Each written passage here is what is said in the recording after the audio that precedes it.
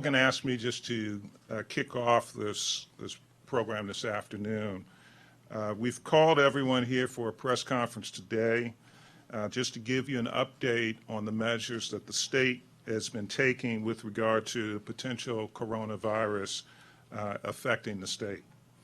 The governor is going to give more details in just a few moments, but I want to take the opportunity to introduce the members of our cabinet who are here today. We have the Secretary of the Department of Health, Bobby Neal. We have our Deputy Secretary for Public Health Services, Fran Phillips. We have Secretary of the Department of Transportation, Greg Slater. Secretary of the Department of Human Services, Lourdes Padilla. We have the Secretary for Department of Aging, Rona Kramer. The Secretary for the Department of Budget and Management, David Brinkley. Our Superintendent, State Superintendent of Maryland Public Schools, Dr. Karen Sammons, as well as Executive Director of the Maryland Emergency Management Agency, MEMA, Russ Strickland, Executive Director of Maryland Aviation Administration, which oversees BWI, Ricky Smith, and our Acting Superintendent of Maryland State Police, Jerry Jones.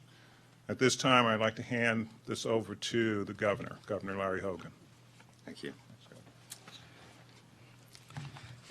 Well, good afternoon.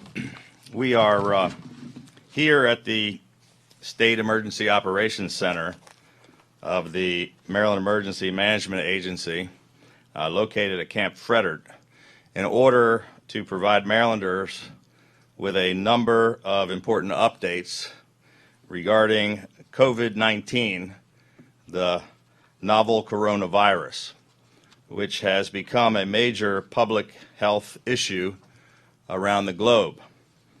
The state of Maryland has been taking this issue extremely seriously. A month ago, at my direction, our administration initiated actions for the preparation and mobilization of all necessary resources in order to address the coronavirus. State health officials immediately began working with the CDC, NIH, and other federal agencies and officials, and with local health departments, hospitals, and others to activate an aggressive and collaborative response.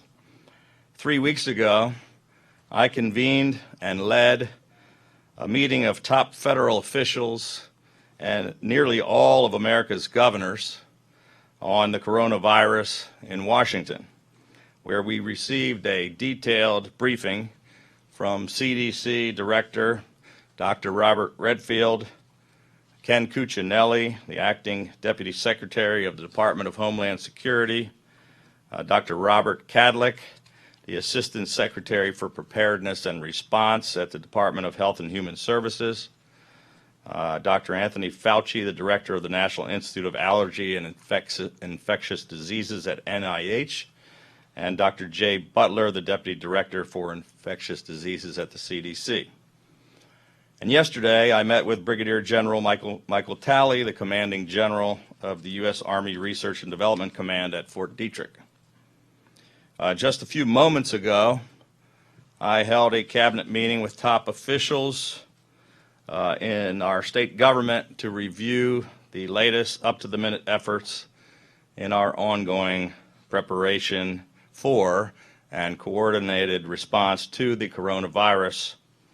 And I was just a few minutes late for this press conference because I just got off the phone with Vice President Mike Pence, who is leading the response at the federal level. And I was very pleased that the President made the decision yesterday that Vice President Pence will be leading this effort at the federal level. As a former governor, Vice President Pence understands the importance of a coordinated response, and we agreed to keep in close contact in the weeks ahead. Earlier today, 2 Marylanders who recently traveled to China met the CDC criteria and are currently being tested for the coronavirus. Our administration's first and most important responsibility is keeping Marylanders safe. And while there is not yet any immediate public health emergency here in our state, let me repeat that, there is no immediate public health emergency here in Maryland. Based on the latest guidance from the CDC and our federal partners, we want our citizens to know that all levels of government are working together proactively and taking every possible precaution to respond to potential threats of public health. In just a few moments, our Deputy Secretary for Public Health Services, Fran Phillips, will provide a more detailed update. But I'd like to talk about some of the important steps that are already being taken. The Maryland Department of Health has activated public health surveillance and clinical guidance protocols, mobilizing our capabilities in every jurisdiction across the state. Top health officials are participating on a daily basis with the CDC, in daily briefings with the CDC and federal authorities, and holding regular briefings with local health departments, physicians, nurse practitioners, pharmacists, and universities. And our health department has worked with local hospitals, which have all developed comprehensive hospital surge plans, which will be activated if and when it becomes necessary. The Maryland Department of Health, in coordination with our Department of Education, has been in communication and has provided guidance to local school superintendents and school officials. The team here at the Maryland Emergency Management Agency is coordinating with local emergency managers in jurisdictions all across the state, and will be bringing together leaders from all state agencies for a comprehensive tabletop exercise. I will be convening my entire cabinet tomorrow for another detailed briefing. State health officials will be briefing members of the legislature, the comptroller, the attorney general, and the treasurer tomorrow, and our coordinated statewide preparedness efforts. And our administration is going to submit a supplemental budget, which includes $10 million for emergency coronavirus preparedness expenses. I want to assure Marylanders that our state is taking every precaution when it comes to the coronavirus, because our highest priority is keeping our residents safe. While we are hoping for the best, we are also actively planning for the worst. As the CDC warned a few days ago, local schools and daycares should be prepared with contingency plans for potential long-term closures. Local communities and cities should be prepared to modify, postpone, or cancel mass gatherings, and local businesses should be ready for office closures that require their employees to work from home. CDC officials warned that while this situation may seem overwhelming and that there may be disruption to everyday life, may be severe, these are the kinds of things that people should start planning for right now. We are going to continue to track this. We will be receiving almost constant up-to-the-minute information, and we will continue to coordinate all available resources in the days and the weeks ahead. The public should be assured that our state's preparedness builds on decades of planning, experience, and expertise, which has been gained by previous and ongoing public health events, including the flu type A and B, which is what most people would call the normal flu, which has already resulted in the hospitalization of 3,000 Marylanders, and which has already taken 40 Maryland lives just during this current flu season. We're very fortunate that Maryland has some of the top health research facilities in the world, and I'm confident in our state's ability to respond effectively to potential cases of coronavirus and to be a leader in developing treatments and perhaps even a vaccine. I would encourage all Marylanders not to panic, but to take this seriously and to continue to stay informed. We would encourage you to visit health.maryland.gov/coronavirus. Residents can also dial 211 to connect with a helpline representative effectively immediately to get information and community resources on the coronavirus. And at this time, I'm going to turn the floor over to Deputy Secretary for Public Health Services, Fran Phillips, who will provide more details about the virus and also about the excellent work that is already underway at the Maryland Department of Health. Fran? Well, thank you, Governor. Thank you for this opportunity to provide details, and also thank you for your continuing leadership as we, as all Marylanders, face this situation and as we continue to stay informed. A couple things I'd like to characterize. As the Governor said, the situation in Maryland right now, as well as across the country, is one that remains at low-level risk, but we are aware and on the lookout if that should change. And so that is the kind of preparedness and mobilization response capacity in Maryland that Maryland Department of Health has been working on for many weeks now with our partners. That's partners in local government, other agencies, other state partners, federal partners, as well as very, very importantly in community and in the private sector.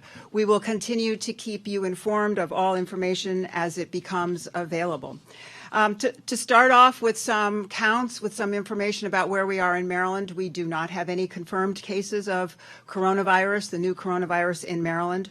To date, we have now had 4 individuals who have met the testing criteria for coronavirus. Those 4 individuals have, 2 of those 4 individuals have been tested. The test results have come back, and those test results are negative.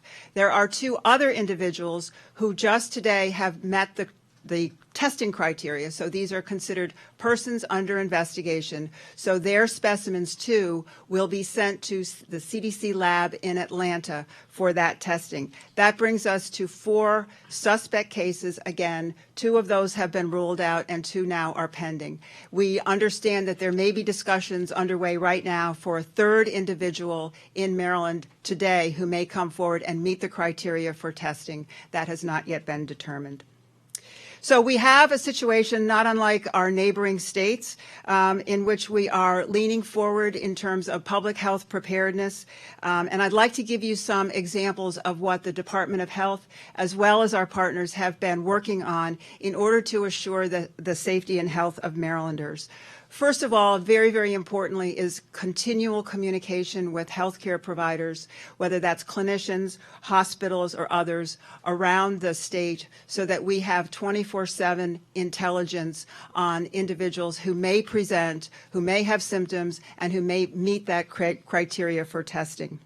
Our public health laboratory, it's a state-of-the-art laboratory in Baltimore, is ready with trained experts as soon as we receive from CDC the materials as well as the clearance to go ahead and to be able to do this testing on our own right here in Baltimore, which will save some time. Our information technology department has worked very closely on software platforms so that we can monitor individuals as needed in their homes using remote technology so that we can keep an eye, a virtual eye, on people who may or may not be developing symptoms. Our preparedness and response team has been working very closely with every hospital in the state, with other healthcare providers, to understand exactly what their inventories are as far as very essential supplies, whether that's supplies to treat patients or, importantly, personal protective equipment, those kinds of supplies to make sure that healthcare workers are safe and that other patients are safe. As I mentioned, our local health departments have stepped up 24/7 lines in every jurisdiction. So if there should be a case at 2 o'clock in the morning anywhere in the state, there is an individual, a trained clinician who is available 24/7 to take that call anywhere in our state. We've worked very, very closely, as the governor said, with local school systems as well as universities and colleges in Maryland. We are blessed with terrific academic institutions who have come forward on their own and developed communication and preparedness plans for their academic community, for their students as well as their faculty. We are engaged very closely with federal partners on making sure that travelers who have come back from concerned areas in the world, particularly mainland China, who have come back to Maryland, are screened, and they are screened to be safe to return to their homes. And when they come back home, we continue to stay in touch with them for the duration of their quarantine period. And again, we have found remarkable cooperation across the state from those individuals. Lastly, we are developing contingency plans in the event that we have a number of people who are not able to be maintained at home. So we are developing partnerships, contractual arrangements for alternative housing, for transportation, and for support services if we need to take care of people outside their homes in other kinds of facilities. I can tell you daily briefings with multiple federal agencies so that we are on top of the latest CDC guidance, which is evolving, as is the outbreak. We are in frequent calls with state health leaders in every state that touches Maryland in the surrounding area. So while we're very, very busy at the state level, there's some steps that I want to remind Marylanders to take to protect yourself, protect your family, and to get ready in the event that your lives may be disrupted for some limited or perhaps for some longer period of time. First and foremost, stay informed, and do that with reputable sources. So cdc.gov, reputable source, health.maryland.gov. That's the homepage. You don't even need to go to /coronavirus. So it's health.maryland.gov is another reputable source from the state health department to stay informed. You know, the governor talked about flu, influenza. The way that this new coronavirus is spread is exactly the way as influenza is spread. So I want to say it one more time. Don't stop washing your hands. Wash your hands frequently. Cover your coughs. If you are sick, please don't come to work. Do not send your children to school.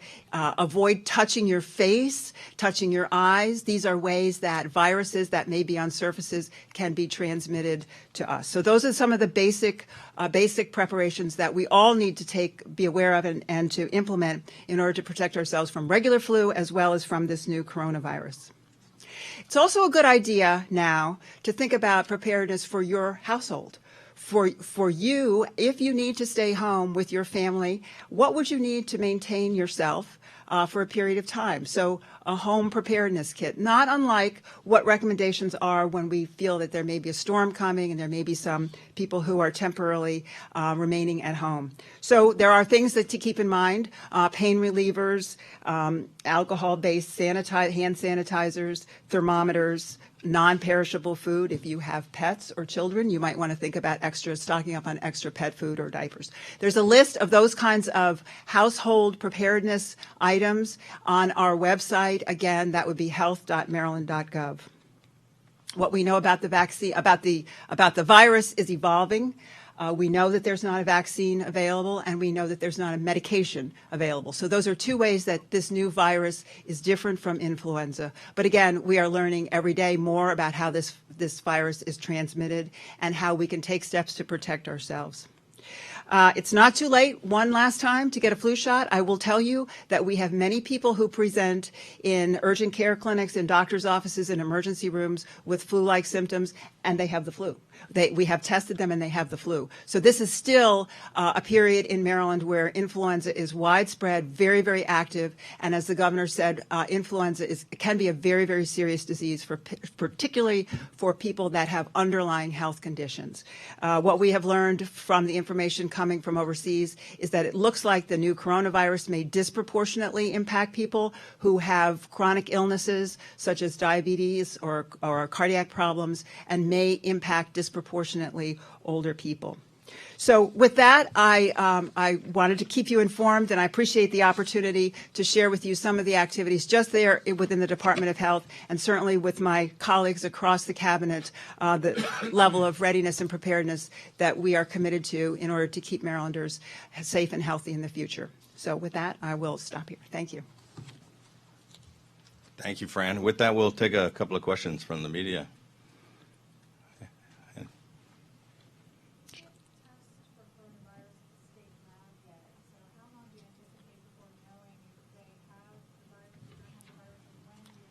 That's a good question. Right. Yeah, thank you. The specimens are flown overnight to Atlanta to the CDC lab. We've had experience now with 2, and we'll send 2 more today. The experience that we had took between 2 and 3 days to get those test results. And so during that period of time, for individuals that do meet the criteria, we do ask that they are quarantined at home and stay away from others until we get those test results. We are hopeful that in the next week, CDC is not specific yet as to when we get the clearance that we need in order to do the testing much more rapidly here in state in Baltimore. Can you clarify also, there's a lot of confusion and a lot of concerns Yeah. how this all plays out as far as the virus is concerned. If you were to get it and you were a healthy individual, would it be the same thing as kind of riding out the flu? Yeah. Or is there really hasn't been a clear picture on that? And, you know, people are starting to talk, I don't know if you use the word panic, but like people just don't understand how this works. I mean, if you're healthy and you get this, the survival rate's still very high. Is that not correct? Well, you're asking really good questions, and for that you would need a lot of information that we don't have yet from China in particular, as far as exactly how many cases were experienced in this last 2 months, and against that denominator, so to speak, how many people actually had to be hospitalized, how many people actually had lethal conditions. So we don't have that information available at this time. What we are seeing is that more and more of the people who are very ill, and not to say that this is exclusively the case, but people over the age of 60 seem to be disproportionately impacted, hit much harder with more severe disease, as well as I said, people with underlying health conditions.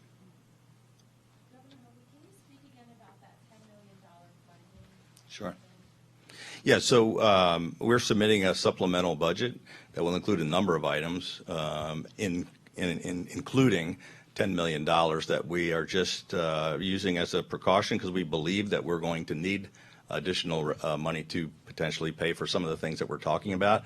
And so we're submitting that to the legislature. Anybody else? Talk more about the plan if we do have a quarantine situation. We saw the cruise ship situation over in California. How is the state ready to respond in those sort of situations where you might have a large group of people that need to be quarantined? Well, I'm not sure we're going to get into a lot of hypotheticals. It will vary on a case-by-case basis and how widespread and exactly where this took place. But those are the kinds of issues that we do have plans for, and we've had those discussions about whether this happens at an airport with respect to somebody coming on a plane, whether it's happening at the port where we have people coming on a cruise ship, whether we have situations where you have an individual quarantine or a wider spread quarantine that might be in a community or a school. So there's a lot of hypothetical situations that are dealt with in our plans, but it's not something that we want to speculate on at this point because we don't have that issue quite yet. Anybody else?